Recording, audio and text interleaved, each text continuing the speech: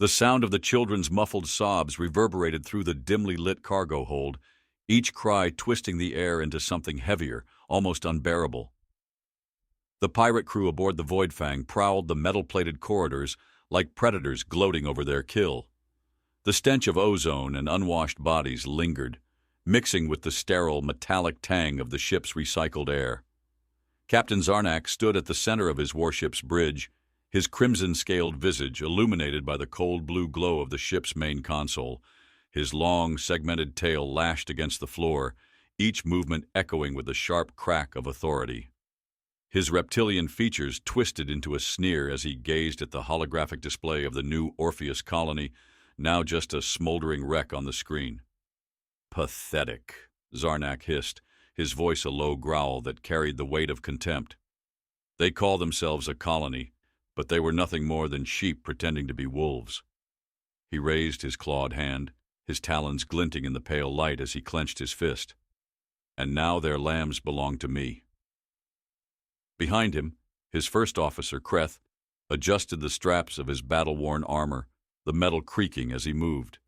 Kreth's voice was grating like rocks grinding together. "The humans will beg, Captain. Their desperation will make them pay any price." Zarnak's tail snapped against the floor, the sound like a whip cracking in the suffocating silence. "Number. They won't beg. Not yet. They'll stew. They'll fear. And that fear will fester until they see their own cowardice reflected in their tear-filled eyes." His tongue flicked out, tasting the air as if savoring the dread already beginning to seep from the stolen children. "Prepare the ransom demands, but not until we reach the Nebula. Let them think their silence is our mercy." In the cramped, dimly lit holding cells, 10-year-old Aaron Kestrel sat cross-legged on the grated floor, the vibrations of the ship's engines pulsing beneath him like the beating of some colossal mechanical heart. His sister Lily, only 6 years old, clung to his arm, her tiny fingers digging into his sleeve. She shivered against him, her breathing uneven as she tried to stifle her tears. "Aaron," she whispered, her voice trembling like a delicate thread on the verge of snapping. Will they come for us?" Aaron swallowed hard, forcing down the lump in his throat. He wanted to tell her everything would be fine, but the weight of the moment crushed his words before they reached his tongue. Instead, he tightened his arm around her, his gaze shifting toward the rusted ceiling above them. "Mom and Dad always come through," he said, his voice steadier than he felt. "They'll come. You'll see." As Lily sniffled and buried her face in his arm, Aaron reached into his shoe. Beneath its worn sole, hidden in a hollowed-out compartment, was a small device no larger than a coin.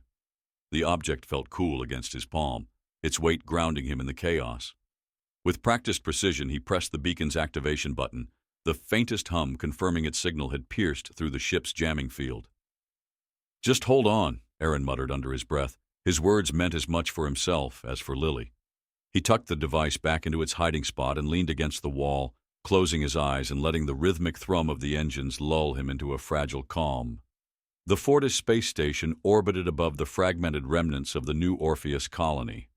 Below, the once thriving settlement now lay in ruins, smoke rising like mourning veils against the planet's ashen sky. Commander Ryland Vance stood on the station's command deck, his arms crossed and jaw set as he stared at the holographic display of the devastation. His gray eyes burned with quiet fury, the kind that simmered just below the surface, waiting for release. The alert came without ceremony, a shrill beep from the terminal to his right, accompanied by a flashing red marker on the display. "Commander," one of the technicians called out, her voice tight with urgency. "Quantum tracker signals confirmed. 60 signals. It's the children." Vance exhaled through his nose, a sound sharp and deliberate, like the hissing release of steam from a pressurized valve. His voice when he spoke was measured but unyielding. "Location?" The technician's fingers danced across her console. "Signals are originating from the Voidfang. Current trajectory indicates they're heading toward the Erebus Nebula." Vance's expression darkened, his lips pulling into a grim line. The Erebus Nebula, an expanse of volatile gas clouds that scrambled long-range scans and disrupted communications. a haven for cowards who preyed on the vulnerable. "Patch me through to Helion Command," he said, his tone leaving no room for hesitation. "We're mobilizing." He paused, his gaze hardening. "And send word to Captain Voss. Tell him the time for restraint is over." The room fell silent as the weight of his words settled over the crew. Vance turned back to the display, his fingers gripping the edge of the console so tightly his knuckles turned white. The faces of the children filled his mind, not as faceless casualties, but as vivid memories. Laughing in the fields, climbing trees, dreaming of futures stolen in an instant. The thought clawed at him, each vision a knife twisting deeper into his chest. This time, he thought, his resolve unshakable. This time, there will be no hesitation. On board the Voidfang, Zarnak paced the bridge like a predator preparing for the kill. His third eye, an organ unique to his species, swiveled independently from the others, scanning for signs of pursuit. His claws clicked against the floor with each step, the sound unnervingly deliberate. "Captain," Kreth rasped, his voice cutting through the air like a serrated blade. "Scans show no pursuit. The humans are predictable. They're licking their wounds, not planning retaliation." Zarnak's laughter filled the chamber, a sound like grinding glass. "Of course they are. Their fear chains them. They're too soft to act swiftly, too sentimental to strike before it's too late." But even as he spoke, unease prickled along his spine. His instincts, honed over years of raiding and conquest, whispered of danger lurking just out of sight. The Voidfang creaked as it entered the Erebus Nebula, the vibrant gases outside swirling like a chaotic storm. Zarnak's confidence swelled again as the ship's shields hummed, absorbing the nebula's interference. "Humans," he muttered, his sneer returning. "They're nothing but echoes of desperation, easily extinguished." In the depths of the ship, however, Aaron Kestrel sat in the dim light of his cell, his hand brushing over the hidden beacon in his shoe. He didn't feel extinguished. He felt the spark of defiance igniting something stronger within him. And in the silent recesses of the Fortis, Commander Vance was already drafting the first stages of a plan. Not just a rescue, but a reckoning. The galaxy didn't know it yet, but the hunt had begun. Commander Ryland Vance leaned over the glowing tactical display aboard the Fortis, his shadow stretching across the room like a specter of grim determination. The hologram of the Voidfang flickered and rotated slowly, its trajectory cutting through the swirling chaos of the Erebus Nebula. Each spin felt like a silent taunt, the ship mocking him from the depths of its sanctuary. The command center buzzed with low murmurs and the steady hum of machinery. The recycled air carried the faint tang of ozone from the consoles and a sharper, bitter edge of coffee left untouched on nearby desks. The tension in the room was almost alive, wrapping itself around Vance's chest like a vice. "Helion Command is on standby," said Lieutenant Merrick, his voice low but steady. The young officer's uniform was crisp, but his eyes betrayed the same raw fury burning in Vance's. "They've authorized fleet mobilization, but Captain Voss is waiting on your green light." Vance straightened, his gaze sweeping over the officers at their stations. He could feel the weight of their expectations pressing down on him, a silent demand to lead, to act. "Prepare the tactical channels," he said, his voice cutting through the air like a blade. "But we're not going in blind." Merrick hesitated, his fingers twitching against the edge of his console. "Sir, with respect, every minute we wait." "Every minute we wait," Vance interrupted, his tone sharp enough to carve stone, "is another minute to ensure we don't get those children killed." The room fell silent, the only sound the faint beeping of data streams filtering through the nebula's interference.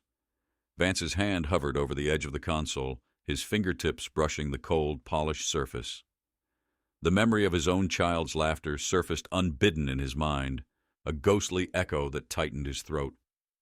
He shoved it down, burying it beneath layers of resolve. "Get me Captain Voss," he said finally, "and pull up the latest intel on the Erebus Nebula. I want to know every inch of that cloud." The holodisplay shifted, the glowing image of the Voidfang shrinking as a swirling map of the nebula expanded. It was a violent expanse, churning with crimson and gold gases, each tendril coiling and uncoiling like a living thing.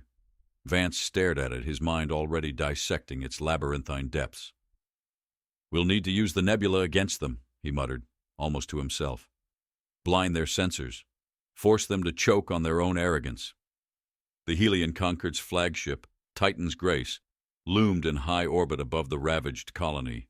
Its hull, a sleek amalgamation of polished steel and shimmering alloy, seemed to drink in the starlight. Captain Gideon Voss stood at the helm, his boots planted firmly on the reinforced deck. Around him, the bridge buzzed with the orchestrated chaos of preparations, a symphony of urgency and precision. "Patch me through to Vance," he barked, his voice carrying the same authority as a thunderclap. His gray hair was cropped short, the lines on his face carved from years of battle. He was a man who had bled and fought across countless star systems, and it showed in the way he held himself, unyielding, like a mountain braced against a storm. When the hologram of Vance flickered into view, Voss's eyes narrowed. "What's the holdup?" he demanded. "Every second we waste gives those bastards a chance to disappear." Vance's image was steady, his voice even. "We're going to hit them, but not until we've laid the groundwork." Voss crossed his arms, his broad shoulders casting shadows against the cold light of the bridge. "And what's the plan, Commander?" "Hope the Nebula gives them a nosebleed." Vance's lips curled into the faintest hint of a smile, the kind that carried no humor. "The Nebula's their sanctuary. We'll make it their coffin." Aboard the Voidfang, Captain Zarnak sat in his private quarters, the air thick with the scent of burning incense, a pungent mix of sulfur and something earthy, like scorched soil. He watched the holographic playback of the colony's attack, his tail coiled beneath him like a serpent waiting to strike. The cries of the humans echoed faintly in the recording, each one a melody to his ears.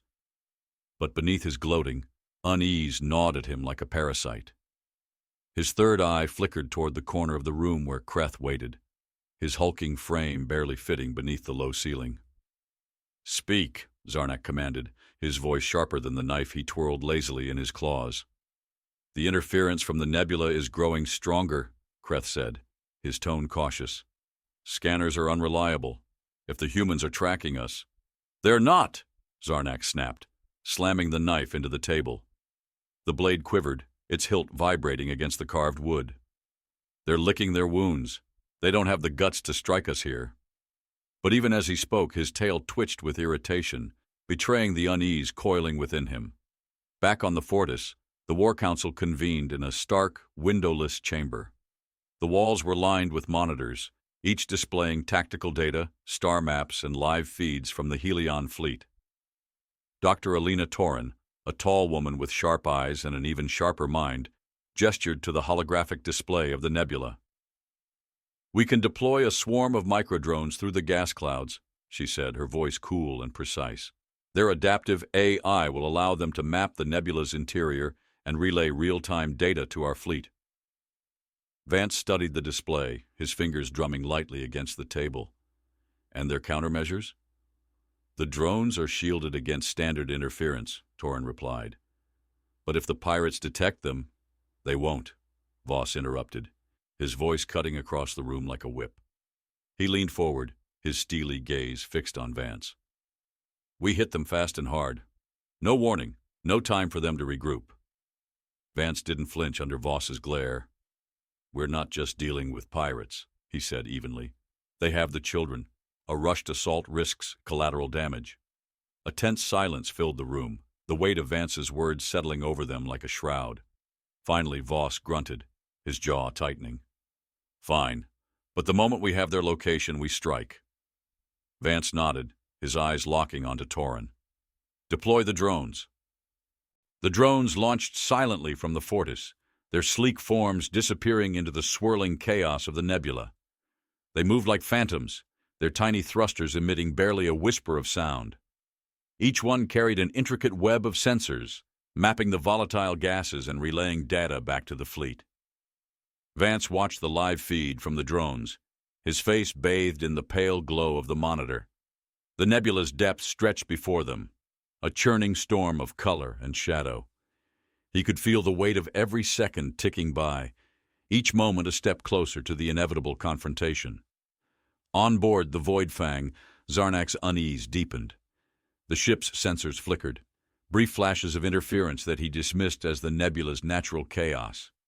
But in the silence of his quarters, the shadows seemed to stretch longer, the air growing colder. And in the heart of the fortress, Vance's lips curled into a grim smile. "We have them," he murmured, his voice barely audible over the hum of the display. The hunt was no longer theoretical. It was real, and it had just begun. The Erebus Nebula loomed ahead, an ocean of turbulence that writhed and twisted like the fevered dreams of an angry god. Clouds of gold and crimson churned in an endless dance, their edges crackling with electric storms that illuminated the void in jagged bursts. The Void Fang cut through the nebula's heart, its shields absorbing the nebula's chaotic energy with a low hum. Within the ship, the air was thick with an unnatural stillness, as though the crew themselves felt the nebula's simmering wrath. Captain Zarnak's claws clicked rhythmically against the command console. His third eye darted nervously, scanning the flickering readouts that displayed distorted sensor readings. Despite his boasts, the shadows of the nebula were beginning to unnerve even him. The interference was growing worse, the ship's systems occasionally stuttering as though resisting the nebula's grip. "Another surge in Sector 12, rasped Kreth, his broad frame hunched over a terminal. His voice grated like grinding stone, each word dragged reluctantly from his throat. Power fluctuation spiked again. Could be the gases interacting with the shields.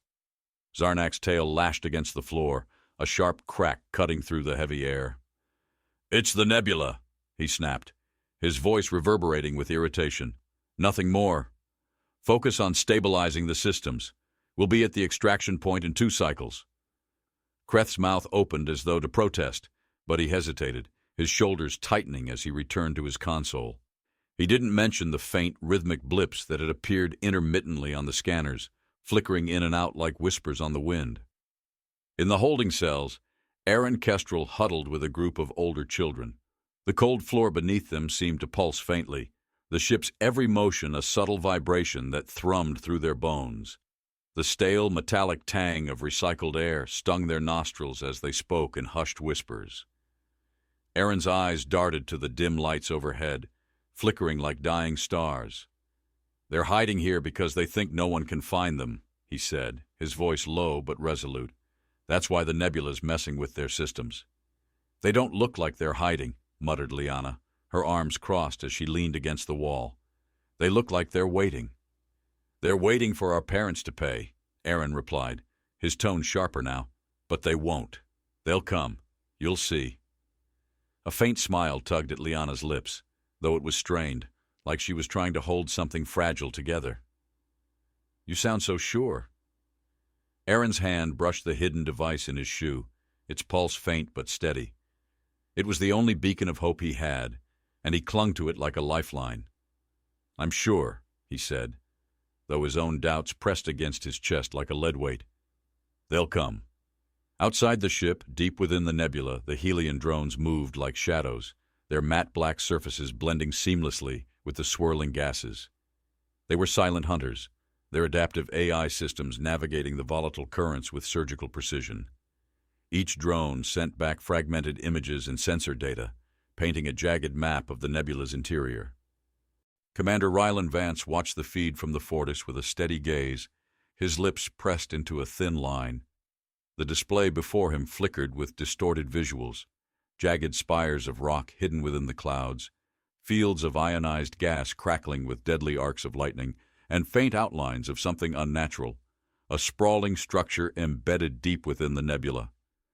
"Captain Voss," Vance said, his voice calm but charged with purpose, "we've found the pirate base. It's not just a hideout, it's a fortress." The hologram of Voss flickered to life, his expression as unyielding as ever. "How fortified are we talking?" "Enough to withstand a direct assault," Vance replied. "But that's not the real issue. The base is rigged with an energy grid that amplifies the nebula's interference. Our sensors will be useless within its range." Voss's brow furrowed, his hands tightening into fists. "They think they're clever? hiding behind that storm. They've forgotten one thing. His gaze met Vance's. We're smarter. We'll need precision strikes, Vance said, already planning the next steps. The drones will map a path through the interference. Once the strike team is in position, we disable their grid and bring in the fleet. And the children? Voss asked, his voice quieter now, almost gentle. The shift was subtle but not unnoticed. Vance's gaze hardened. We get them out, no matter what. The Void Fang continued its journey, its crew oblivious to the silent hunters circling in the shadows. Inside the ship, Zarnak paced his quarters, the air thick with the acrid scent of the incense he burned to calm his nerves. Despite his arrogance, unease crept through him like a slow poison. The nebula was too quiet, its chaos masking something he couldn't quite see. Captain, Kreth's voice crackled over the comm. Another anomaly. Sector 9 this time. Could be. It's nothing, Zarnak snapped, slamming a clawed hand against the comm panel. The sharp sound reverberated through the room. Focus on the shields and keep us on course. I will not have this ship crippled by shadows. But even as he spoke, his third eye twitched, scanning the corners of his quarters as though expecting something to emerge from the darkness. In the cargo hold, Aaron's fingers worked quickly, prying open a loose panel on the wall. The other children watched in tense silence as he pulled out a thin wire and a small, corroded circuit board. "What are you doing?" Liana whispered, her voice barely audible over the hum of the ship's engines. "Building something," Aaron muttered, his brow furrowed in concentration. "If we can get this working, we might be able to send a stronger signal." "But won't they notice?" one of the younger boys asked, his eyes wide with fear. Aaron glanced at him, his expression firm but kind. "They're too busy watching their own systems fall apart. We just need to stay quiet." The children huddled closer, their whispered voices mingling with the low hum of the ship. Outside, the nebula's storm seemed to pulse with greater intensity, as though the very fabric of space itself was holding its breath. Vance watched the feed from the drones, his pulse steady but his mind racing. The data was incomplete, fragmented by the nebula's interference, but it was enough. He could see the outline of the pirate base now, its jagged spires and sprawling corridors hidden within the storm. It looked like a nest of vipers, coiled and waiting to strike. "We're sending in the strike team," Vance said, his voice carrying the weight of inevitability. "They'll infiltrate the base and disable the grid. Once the signal drops, we hit them with everything we have." "And if the children are still inside?" Torin asked, her sharp gaze fixed on him. Vance's jaw tightened. "We'll get them out. No casualties. No compromise." In the nebula, the drones moved closer to the base, their sensors brushing against its defenses like the touch of a phantom. Inside the Void Fang, Zarnak's unease grew, his instincts screaming warnings he refused to heed. And in the holding cells, Aaron Kestrel held on to hope like a lifeline, his hands trembling as he worked to finish his makeshift device. The shadows in the nebula deepened, the silence stretching taut as the first threads of the plan began to weave together. The storm was building, and the hunt was about to begin. The Void Fang drifted deeper into the Erebus Nebula, its shield shimmering faintly as the ship navigated through tendrils of electrified gas. In the darkened command center of the Fortis, Commander Ryland Vance watched the live feed from the Helion drones with sharp, calculating eyes. The base had been mapped, a tangled fortress of interlocking tunnels and defensive platforms hidden beneath layers of volatile nebula interference. It was a puzzle wrapped in chaos, and every piece had to fall into place perfectly. "Status on the strike team?" Vance asked, his voice cutting through the hum of machinery and murmurs of his crew. Lieutenant Marek responded immediately, his tone brisk. "Team Dagger is en route. Estimated arrival in 20 minutes. "Good," Vance said, his fingers drumming against the cold metal of the console. "Keep monitoring the interference patterns. If their grid shifts, I want to know before they do." The faint scent of scorched metal hung in the air, a byproduct of the nebula's interference frying minor systems aboard the Fortis. Around him, the command center buzzed with activity. Every officer was focused, their movements precise, their gazes unyielding. They knew what was at stake. Vance turned his attention back to the map, his mind racing through the layers of strategy. The pirate base wasn't just a defensive stronghold, it was a trap. The energy grid protecting it could overload at any moment, sending ripples of plasma through the surrounding space. A careless move could destroy everything, including the children. "We need a two-pronged approach," he said, his voice low but commanding.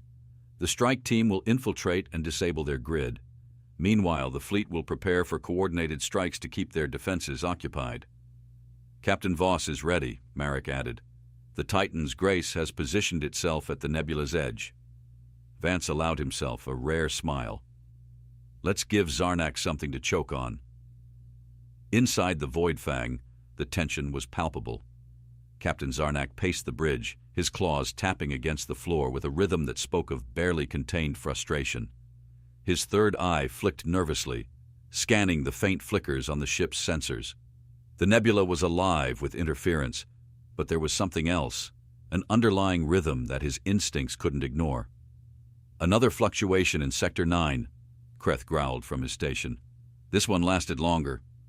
Zarnak spun toward him, his tail lashing dangerously close to a junior officer. "Explain." Kreth's clawed fingers danced over the console, his brow furrowed. "It could be—" He hesitated, then straightened. "Number, it's nothing." "Speak," Zarnak hissed, his voice dripping with venom.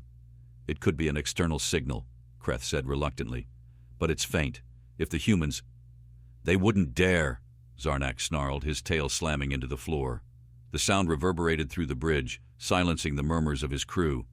"They're too weak, too disorganized to find us here." Yet doubt gnawed at him, an insidious whisper that refused to be silenced. He turned back to the main console, his gaze narrowing on the swirling chaos outside the ship. "Increase the patrols," he ordered. "If they're out there, we'll find them."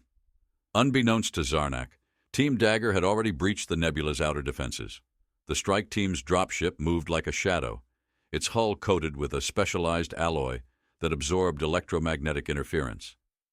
Inside, Kale Dren, the team's leader, checked his rifle with deliberate precision. The cabin smelled of oil and metal, the familiar sense grounding him in the reality of the mission.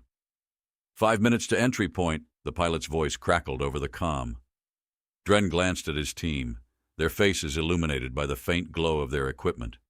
Each soldier was a veteran, their resolve etched into their features. "We're in and out clean," he said, his voice steady. "Grid goes down, and we exfil before the fireworks start. Understood?" A chorus of affirmations answered him, their confidence palpable.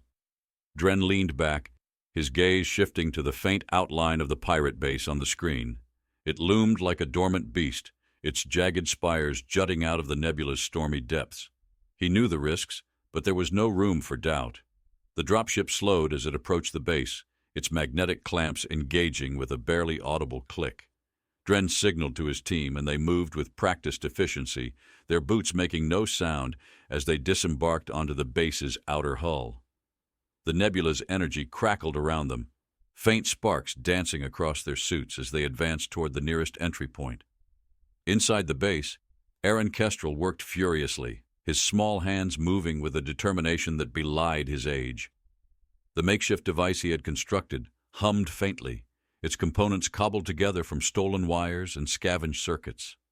Around him, the other children watched in tense silence, their wide eyes reflecting both fear and hope. "Is it ready?" Liana asked, her voice barely a whisper. Aaron nodded, his brow furrowed in concentration. "Almost. Just need to boost the signal." The faint sound of footsteps echoed through the corridor outside their cell, and the children froze.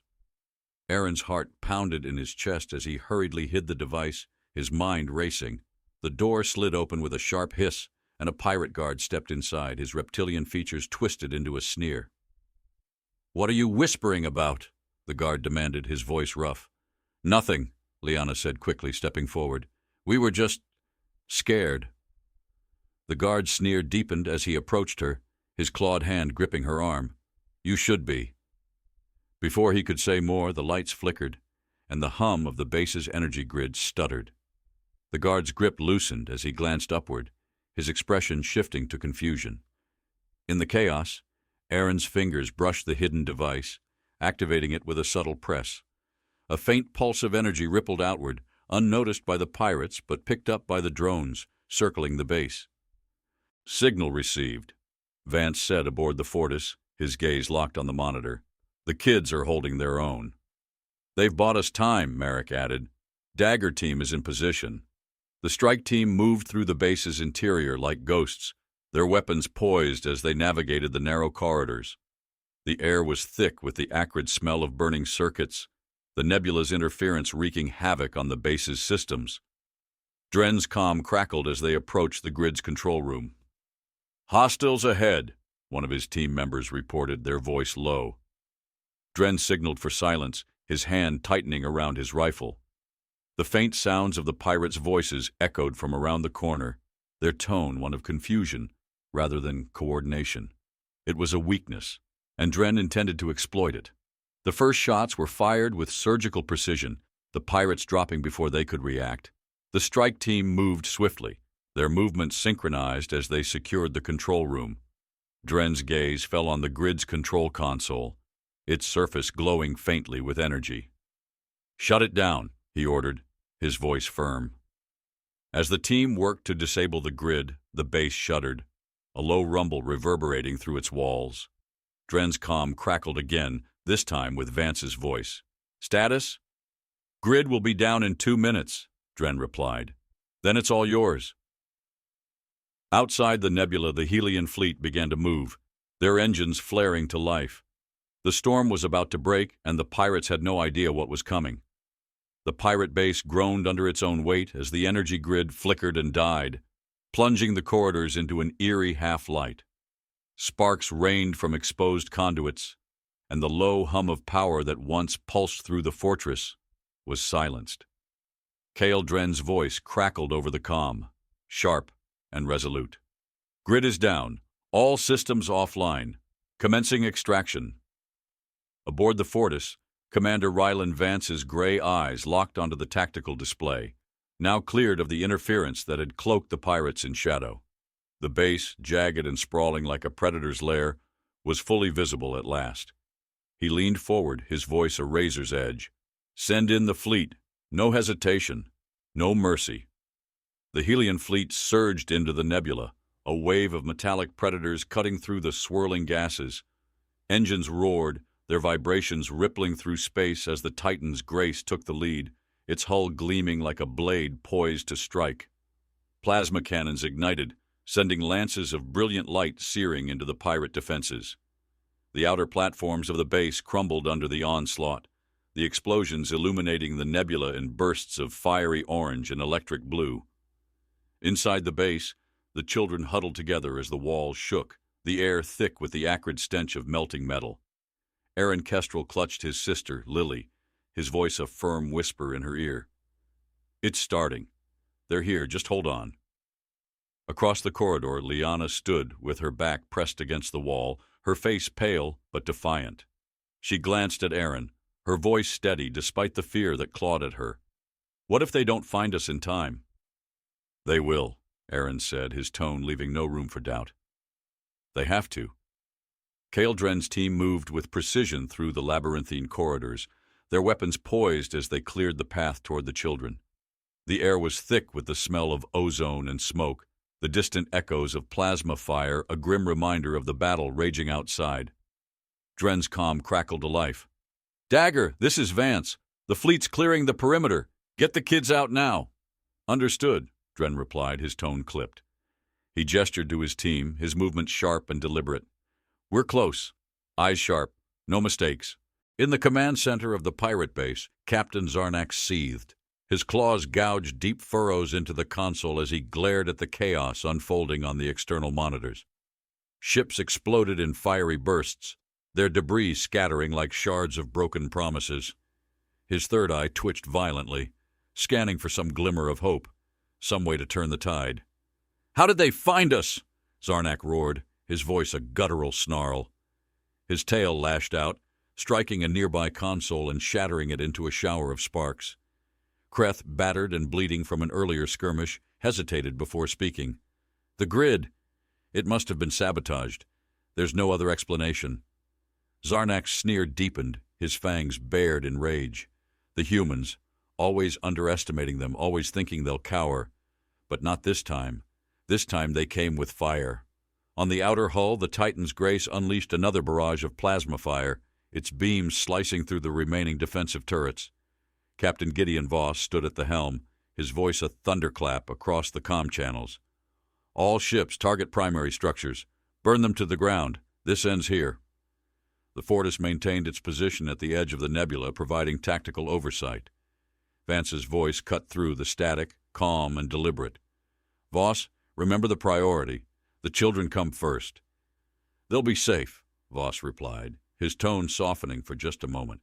But we'll make damn sure they remember this day. Inside the base, Dren's team breached the final corridor leading to the holding cells. The air was thick with smoke, the metallic taste of it sharp on their tongues. The team moved with precision, their rifles sweeping the dimly lit passage. They found the children huddled together, their wide eyes reflecting fear and hope in equal measure. Aaron stepped forward, his chin held high despite the tremble in his hands. "Are you here to take us home?" Dren knelt, his voice steady and kind. "We're here to end this." He gestured to his team, who began ushering the children into formation. "Stay close, stay quiet, and we'll get you out." As the team moved through the collapsing base, the walls shook with the impact of external strikes. The children flinched at every explosion, their breath shallow, the air heavy with tension. Dren's comm crackled. "Dagger, this is Vance. We're detecting movement near your position. Zarnak's forces are regrouping." "Copy that," Dren said, his tone hardening. He glanced at his team. "Double time. We're not leaving anyone behind." In the command center, Zarnak watched the chaos unfold, his fury giving way to desperation. He turned to Kreth, his voice low and venomous. "If we can't win, we'll make them pay. Overload the reactor." Kreth hesitated, his eyes wide with shock. "That will destroy the base. And the humans with it!" Zarnak snarled. "Do it!" But before Kreth could move, the door to the command center exploded inward. Dren's team stormed in, their weapons trained on the pirates. Zarnak's tail lashed out, his claws slicing through the air, but Dren's rifle was faster. The sharp crack of a shot echoed through the room, and Zarnak staggered back, his third eye closing for the last time. "You won't hurt anyone else," Dren said, his voice cold as steel. Outside, the Helion fleet unleashed its final barrage. The pirate base crumbled under the assault, its jagged spires collapsing into the storm of the nebula. The children were evacuated to safety, their tearful reunions with their families a brief respite in the chaos. Aboard the Fortis, Vance stood at the observation deck, his gaze fixed on the dying embers of the pirate base. His hands rested on the railing, the cold metal grounding him as the weight of the mission settled on his shoulders. "They thought we were weak," he murmured, his voice barely audible. "They thought they could take what they wanted and leave us broken." Merrick approached, his expression one of quiet pride. "And now?" Vance's lips curved into a rare smile, though it didn't reach his eyes. "Now they know. You take from humanity, and we'll take everything from you." The nebula's storms began to subside, the light of the Helion fleet cutting through the chaos like a beacon. As the last remnants of the pirate base crumbled into the void, a message echoed across the galaxy, a warning carved in fire and blood. "You captured human kids? Congratulations. You just signed your death warrant."